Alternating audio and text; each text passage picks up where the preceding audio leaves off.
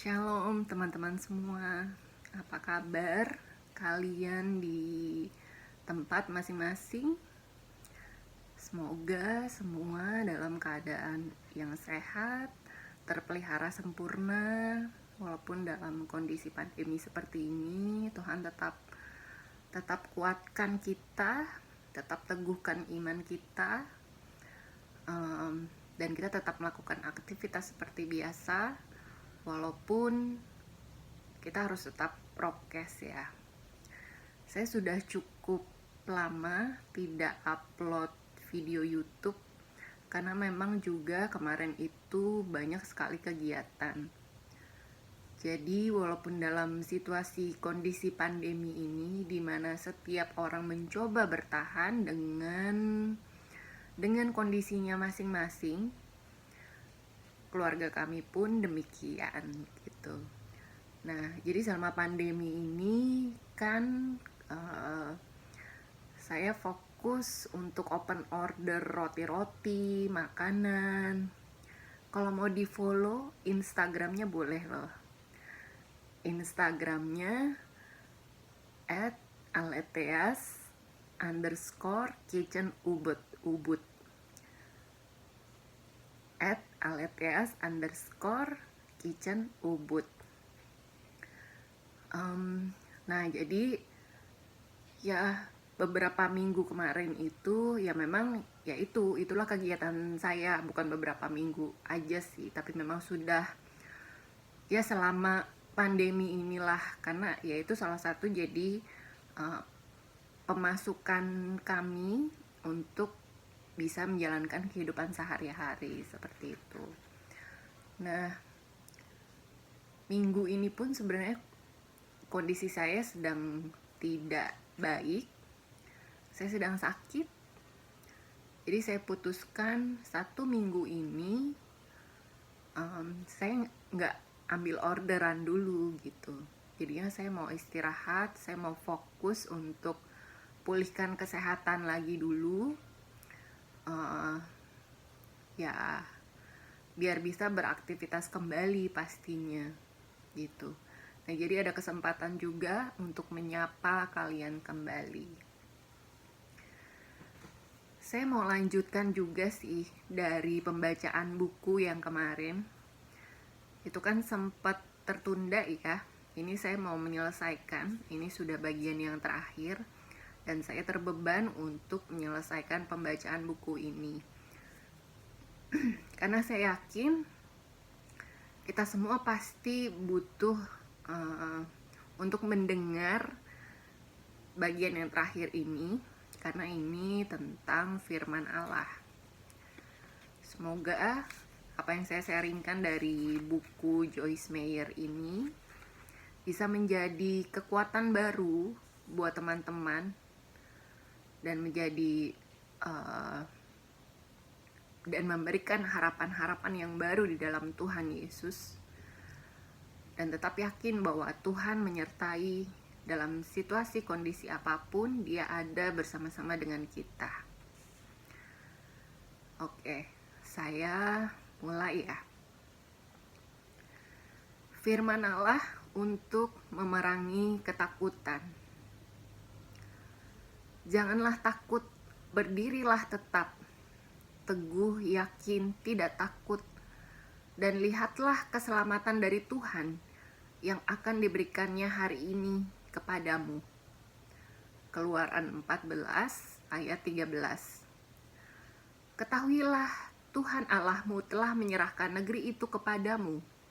Majulah, dudukilah, seperti yang difirmankan kepadamu oleh Tuhan Allah nenek moyangmu. Janganlah takut dan janganlah patah hati. Ulangan 1 ayat 21. Kuatkan dan teguhkanlah hatimu. Janganlah takut dan jangan gemetar karena mereka, sebab Tuhan Allahmu, Dialah yang berjalan menyertai engkau. Ia tidak akan membiarkan engkau dan tidak akan meninggalkan engkau. Ulangan 31 ayat 6. Bukankah telah kuperintahkan kepadamu, kuatkan dan teguhkanlah hatimu. Janganlah kecut dan tawar hati, sebab Tuhan Allahmu menyertai engkau kemanapun engkau pergi. Yosua 1 ayat 9. Janganlah takut, tidak ada yang perlu ditakutkan, sebab aku menyertai engkau. Janganlah bimbang, sebab aku ini Allahmu. Aku akan meneguhkan, bahkan akan menolong engkau.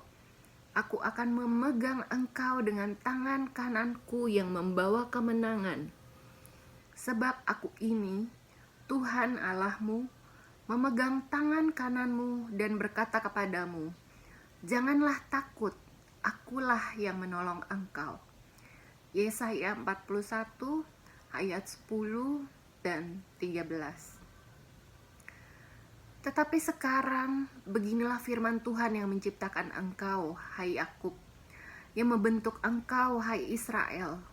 Janganlah takut, sebab aku telah menebus engkau, menebus dengan membayar harganya dan bukannya meninggalkan kamu tertawan. Aku telah memanggil engkau dengan namamu, engkau ini kepunyaanku. Apabila engkau menyeberang melalui air, aku akan menyertai engkau.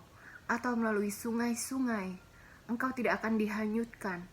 Apabila engkau berjalan melalui api, engkau tidak akan dihanguskan, dan nyala api tidak akan membakar engkau. Yesaya 43 ayat 1-2. Sebab kamu tidak menerima roh perbudakan yang membuat kamu menjadi takut lagi, tetapi kamu telah menerima roh yang menjadikan kamu anak Allah. Oleh roh itu kita berseru, ya Abba, ya Bapa. Dengan tiada digentarkan sedikit pun oleh lawanmu. Bagi mereka semuanya itu, keteguhan dan tidak kenal takut adalah tanda, bukti dan segel kebinasaan yang akan datang. Tetapi bagi kamu tanda, sebuah tanda dan bukti jelas, keselamatan, dan itu datangnya dari Allah. Filipi 1 ayat 28. Janganlah hendaknya kamu khawatir tentang apapun juga, tetapi nyatakanlah dalam segala hal keinginanmu kepada Allah dalam doa dan permohonan, permintaan yang jelas dengan ucapan syukur. Damai sejahtera Allah akan menjadi milikmu di mana ada ketenangan jiwa karena kepastian keselamatan melalui Kristus. Karena itu tidak ada yang perlu ditakutkan dari Allah dan puas dengan apa yang menjadi bagiannya di bumi. Itulah damai yang melampaui segala akal, akan memelihara hati dan pikiranmu dalam Kristus Yesus. Filipi 4 ayat 6-7. Sebab Allah memberikan kepada kita bukan roh ketakutan, pengecut, kengerian, melainkan roh yang membangkitkan kekuatan, kasih dan ketertiban. 2 Timotius 1 ayat 7. Janganlah kamu menjadi hamba uang, termasuk serakah, kikir, tamak, dan mengidam-idamkan harta dunia, dan cukupkanlah dirimu dengan apa yang ada padamu, keadaan dan apa yang kamu miliki. Karena Allah telah berfirman, aku sekali-kali tidak akan membiarkan engkau, dan aku sekali-kali tidak akan meninggalkan engkau.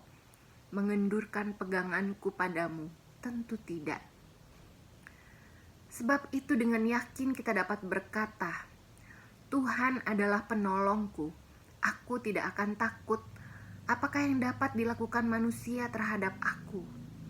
Ibrani 13 ayat 5-6. Di dalam kasih tidak ada ketakutan. Kasih yang sempurna melenyapkan ketakutan. Sebab ketakutan mengandung hukuman.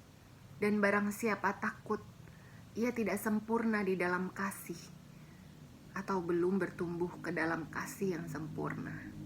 1 Yohanes 4 ayat 18. Doa untuk melawan rasa takut. Oh Tuhan, lepaskan aku dari rasa takut. Tolong aku untuk berani dan memiliki keberanian yang kudus. Tolong aku agar tidak takut, namun masuk dan memiliki semua yang Engkau ingin agar ku miliki. Tolong aku mengetahui seberapa besar Engkau mengasihi aku. Karena kasih yang sempurna, kasih-Mu bagiku akan mengusir semua rasa takut. Dalam nama Yesus, amin.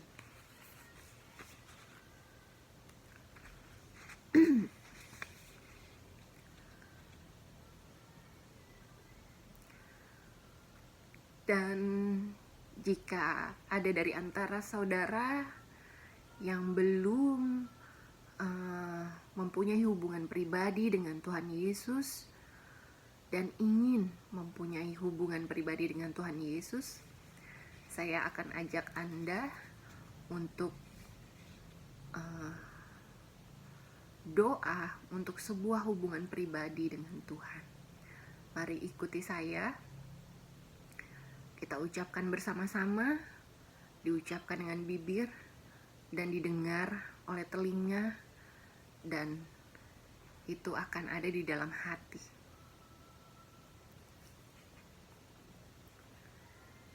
Jika Anda belum pernah mengundang Yesus, Raja Damai itu, menjadi Tuhan dan Juru Selamat, saya mengundang Anda untuk melakukannya sekarang. Panjatkan doa berikut ini, dan jika Anda bersungguh-sungguh memanjatkannya, Anda akan mengalami sebuah kehidupan yang baru dalam Kristus.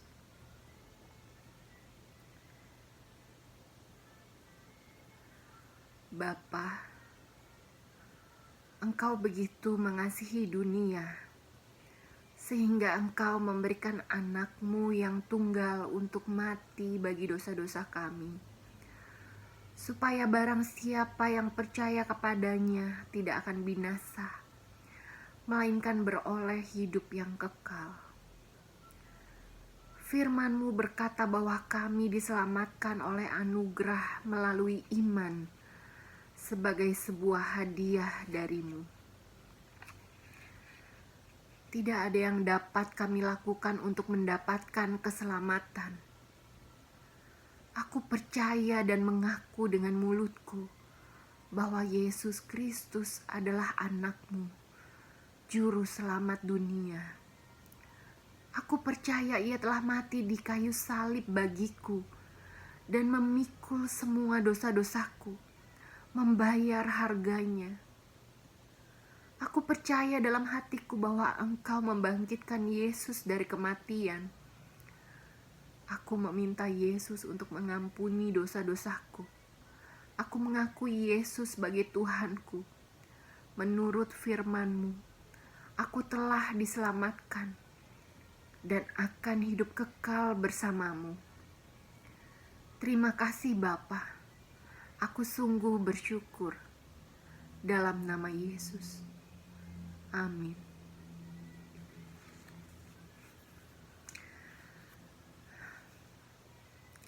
Bukunya sudah selesai, saya bacakan teman-teman semua.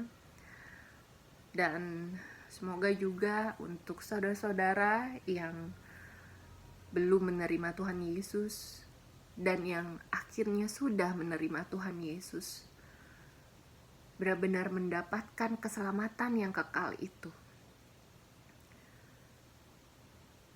Surga dan neraka itu nyata adanya. Pada saat kita meninggal, umur kita tidak ada yang tahu ya, kapan kita akan kembali berpulang. Tapi kemanakah kita pulang? Apakah kita pulang ke dunia orang mati? Kita berada di kuburan?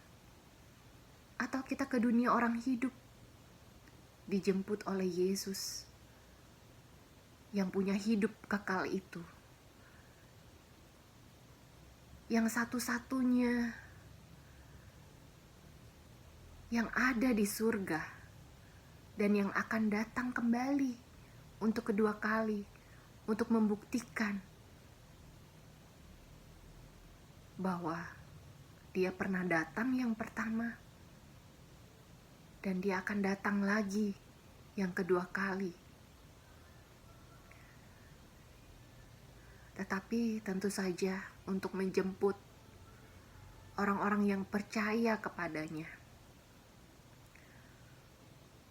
Oleh karena itu, selama kita masih hidup, selama nafas itu masih ada, kesempatan itu masih ada, pertobatan itu masih ada. Serahkanlah segala beban dosamu, karena tidak ada manusia yang bisa menanggung dosanya sendiri. Tidak ada yang bisa. Karena upah dosa adalah maut. Dan Tuhan telah menawarkan sendiri untuk engkau memberikan. Tuhan Yesus menanggung semua dosa-dosamu. Dan dia sudah menanggung dosa-dosa kita semua di atas kayu salib. Disitulah terjadi pertukaran antara kita, orang yang berdosa, dengan Yesus yang tidak berdosa. Dia harus menggantikan posisi kita. Dan disitulah iblis tidak ingin saudara-saudara tahu bahwa di situ terjadi pertukaran yang luar biasa, yang seharusnya kita yang mati oleh karena dosa, kita yang mati kekal. Tetapi karena begitu besar kasih Allah, dia telah mengaruniakan anaknya untuk kita bisa melihat bahwa Allah sendiri yang turun tangan. Hanya yang dari sorga yang bisa turun ke bumi.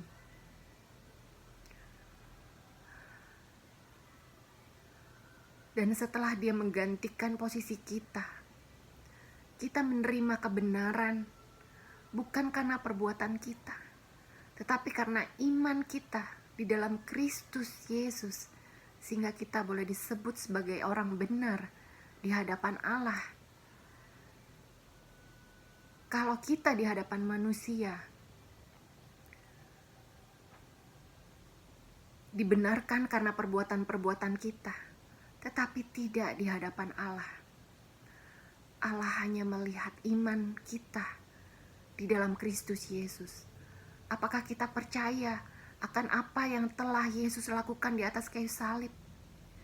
Jika kita percaya, kita telah menerima keselamatan tersebut, dan itu gratis. Kita tinggal menerimanya saja.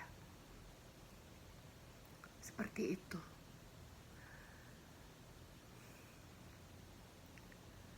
Surga dan neraka itu nyata. Pada saat kita meninggal, setiap manusia pasti mengalami proses yang namanya mati. Tetapi yang bangkit dari kematian dan yang naik ke surga, satu-satunya hanyalah Yesus Kristus. Itu membuktikan bahwa dia bukan manusia biasa.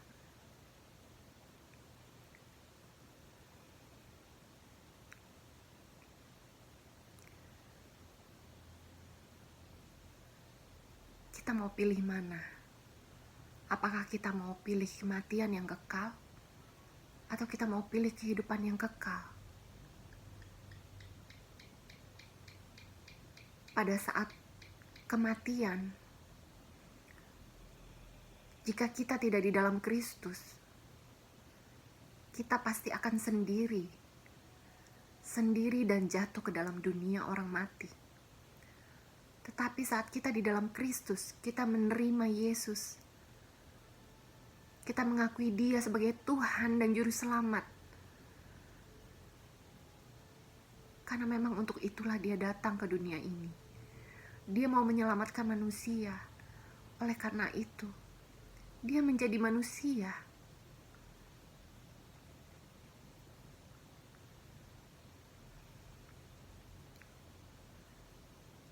saat kita meninggal di dalam Kristus, Tuhan Yesus dan para malaikatnya akan menjemput kita, dan kita tidak akan sendiri, karena kita akan masuk melalui pintu, dan Yesuslah pintunya. Dia hanyalah satu-satunya pintu menuju ke surga, dan hanya melalui Dia, hanya melalui pintu itu, kita bisa masuk ke dalam surga. Saya mengasihi saudara-saudara semua. Selama nafas masih ada, kesempatan itu masih ada, dan jangan sia-siakan, karena kita tidak pernah tahu umur kita. Terima kasih teman-teman semua yang saya kasihi. Kalian tetap kuat apapun keadaan dunia ini. Tetap teguh iman kita. Terus baca firman Tuhan. Terus puji-pujian dan punya hubungan yang dekat dengan Tuhan Yesus. Roh Kudus kiranya memimpin kehidupan kita selalu di dalam dunia ini. Terima kasih. Terima kasih semua. Saya mengasihi Anda. Shalom. Tuhan Yesus memberkati.